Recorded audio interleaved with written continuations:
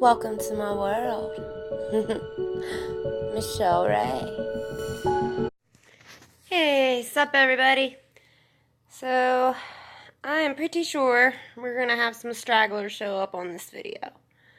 So, for those of you who don't know me, Michelle Ray, I'm getting ready to put some music out now, and, I've been wanting to make these videos for quite a while. It's the first of a series of videos, I guess. Just to kind of explain who I am and where I'm from. You know, a lot of people, they hear about the North versus the South. They always hear about the slavery. Well, I couldn't think of a better day to kickstart this little mini-series that I'm going to start here. December the 2nd. Now, unless you really dig into Southern heritage, North versus South, Civil War, and, Robert E. Lee, a lot of people just really don't know the significance behind West Virginia and Virginia. And they don't understand that there was a lot that took place here. When you hear North versus South, a lot of people think Tennessee. I mean, hey, for the most part, you mention Confederate flag, and the only flag out of all the flags that are mentioned is the Tennessean battle flag. That is going to be on the next video. We are going to really get into some flag stuff on it. I really am going to try to keep it clean. I'm very opinionated, yes, but I'm going to try to just stick to the bare facts on this. And for all you stragglers, I'm going to do my best to not be dropping the F-bomb consistently. Might be really difficult for me, I admit. But I'm going to try. Towards the end of the video, I'm going to warn y'all, it gets bad. I think this is going to be like my catchphrase, because I think in all my videos, eventually I say, and it gets bad. So, with all that being said, it's time for everybody to understand why it is this girl says I'm always going to be repping the South.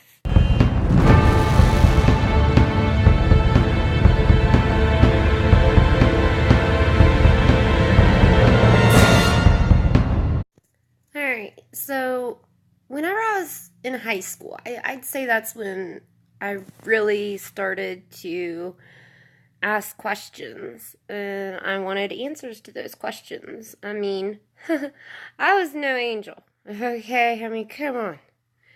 But, I would run with some of the roughest, racist rednecks around. I mean, the boys I was hanging out with, they are all tatted up with the swastikas and stuff, and hate was it was a big deal where I grew up at. But I wanted to know things. And I think a lot of the reason why I didn't turn out like that, I think one of the reasons would be, my cousin, which, even though he's not blood and he's adopted, I still claim him. And he is black.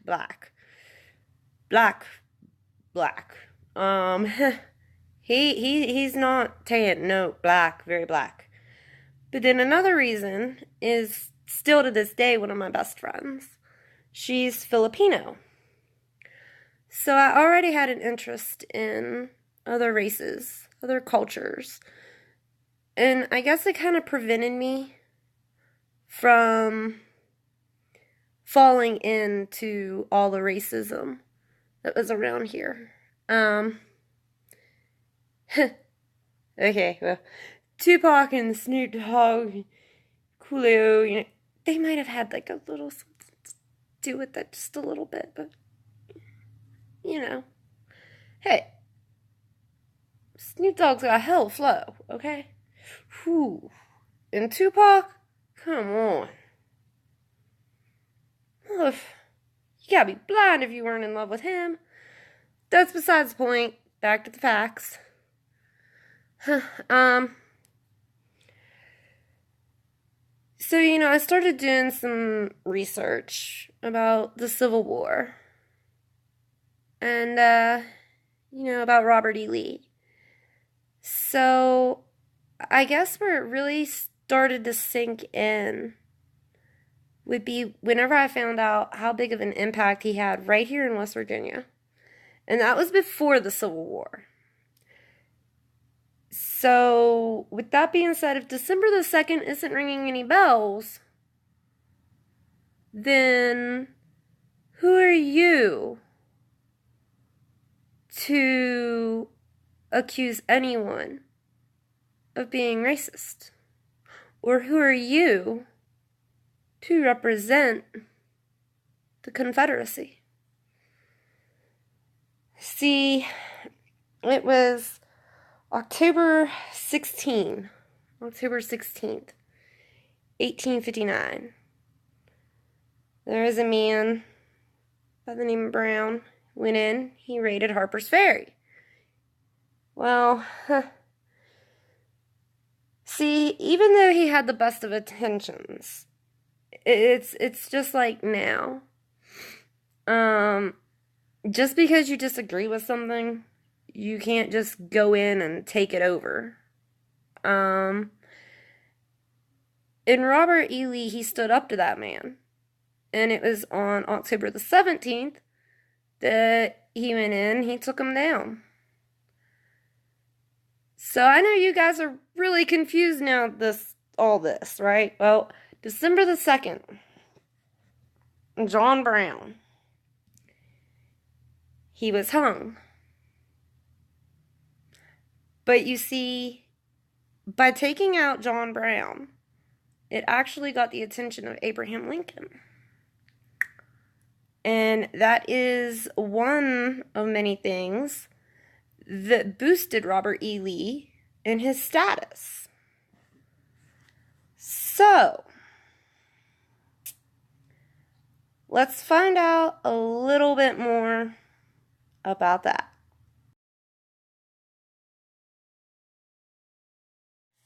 Hi, so the first map that I just showed y'all, you can see like the little nose of West Virginia, where Harper's Ferry is. And then I even put like a little dot where I would be located at. Sorry, I'm not an artist in terms of drawing. I think I might have covered about half of Preston County with my dot, but it gives you the general idea of my location, okay? That's pretty much all you need to know, right? And then also I included the map of what West Virginia was before we separated from Virginia. So the old school Virginia is what I'm showing you there. So enough about the Harper's Ferry incident. Moving forward, whenever it comes to Robert E. Lee and the Civil War.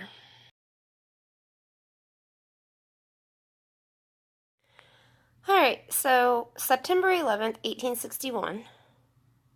And yeah, I guess that is kind of ironic.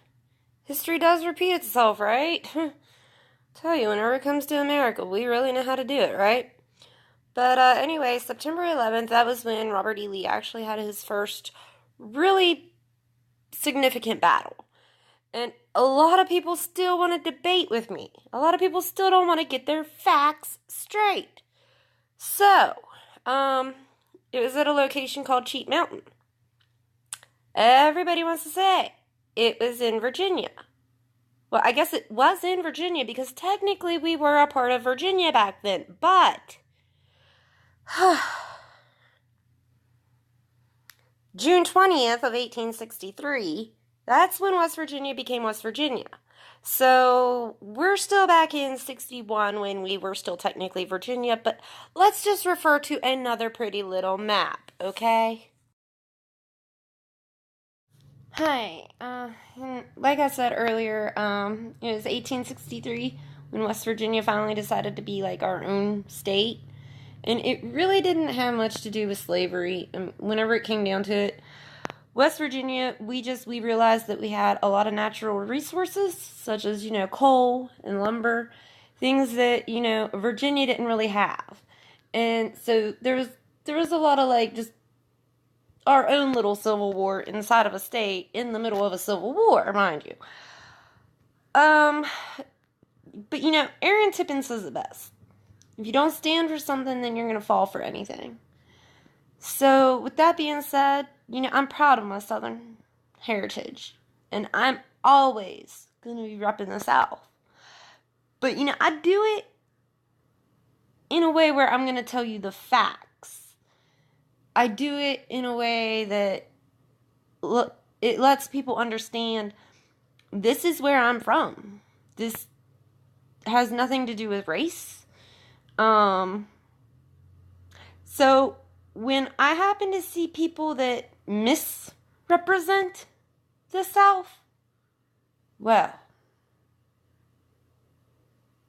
this is where the video is going to go south. So if you're here for facts, take my warning. This is where I'm going to make the devil blush. Because I'm good at that.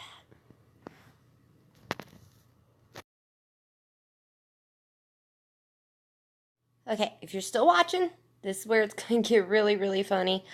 But this is your last warning, okay? Hi. So, now that I'm done pulling my hair out over all that other stuff, it all started when I got on Facebook. Why can't I ever say anything good about Facebook? Yep, we know it's about to get bad. So I'm checking my notifications. Right off the bat, this one particular profile, it stood out to me. Yeah, I'm big into history. Like I said, I'm used to rednecks. I'm used to off-color comments. So I let a lot of shit slide. I do.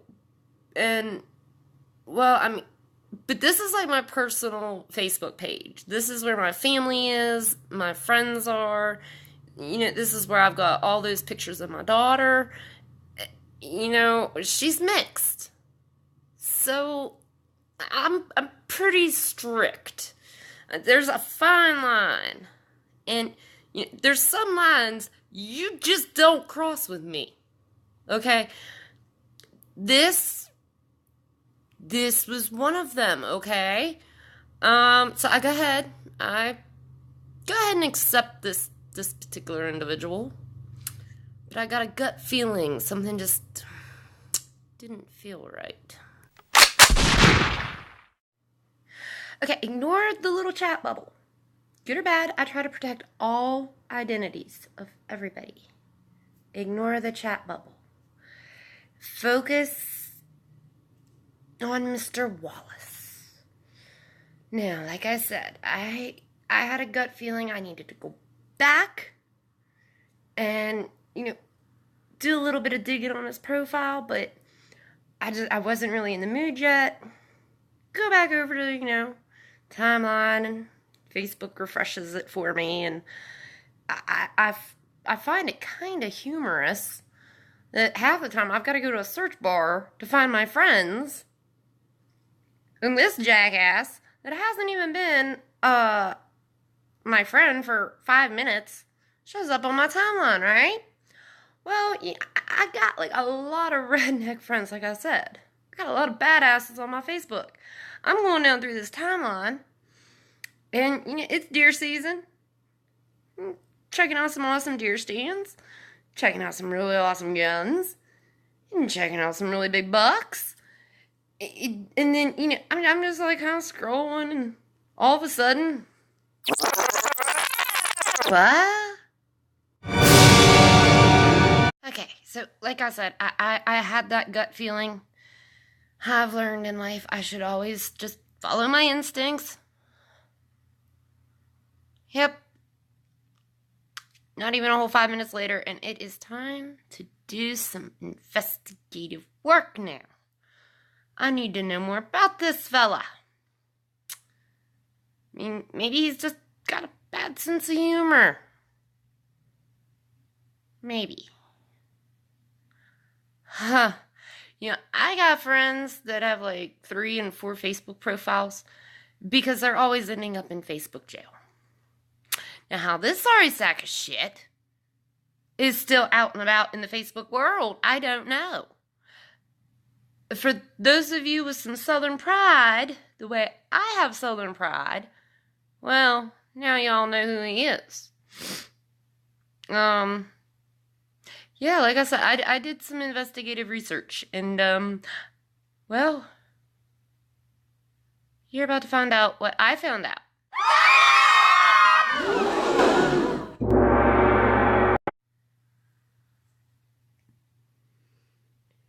Let's not forget my personal favorite. Warning. 3, 2, 1. So, where to begin? Well, like I said earlier, ignore the little chat bubble. It will not go away. And I refuse to take that motherfucker off my block list just to go get the perfect screenshot for y'all, okay? And I did mention how I protect everybody's identity. Well, no, I did not protect that motherfucker's identity, okay? Literally, go to Facebook, type it in, you'll find him, okay? If you care at all about the South, if you really have any pride at all, then you're not going to spread hate.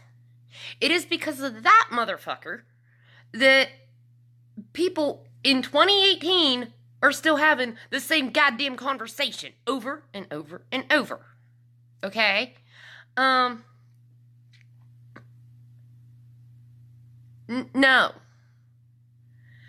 I will be making more videos regarding this topic.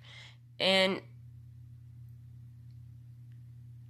for the most part, I will keep them clean. At least in the beginning. But this motherfucker has me on a warpath.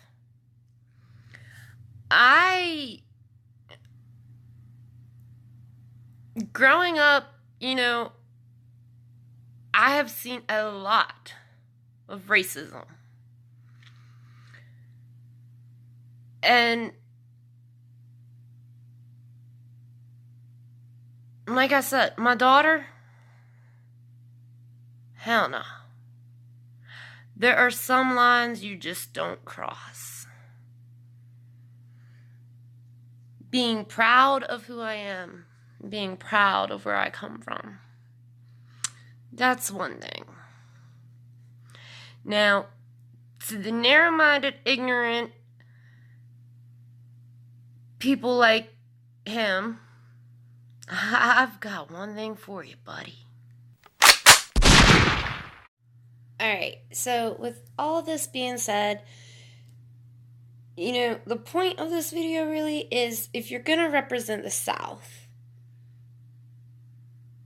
at least be able to give me a solid reason. Be able to give other people a solid reason. Hate, the South is not about hate. And it's because of this jackass and people like him that this continues. And it's very sad, especially for the people like me. We're just caught up in it. I'm that crazy white girl that's got braid in her hair. I rap. Shit, I can't wait to get my box braids back. Oh, but it's country. I don't know. People really don't know what to make of me.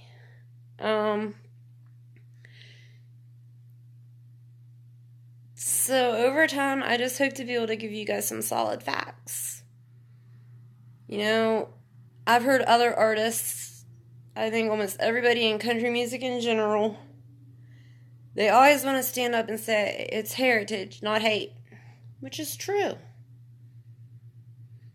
But when it comes down to it, ain't many of them gonna be able to give facts. I'm the type of person, I like to hear facts. So that's what I'm trying to do. If you're new and you stuck it out throughout this whole entire video, congratulations. Rest assured, even though I'm going to do a lot of videos like this, it's not all going to be at once. I don't like being a serious person. No.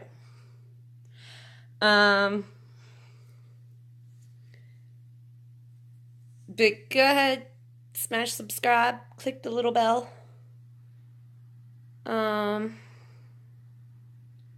Everybody, love you.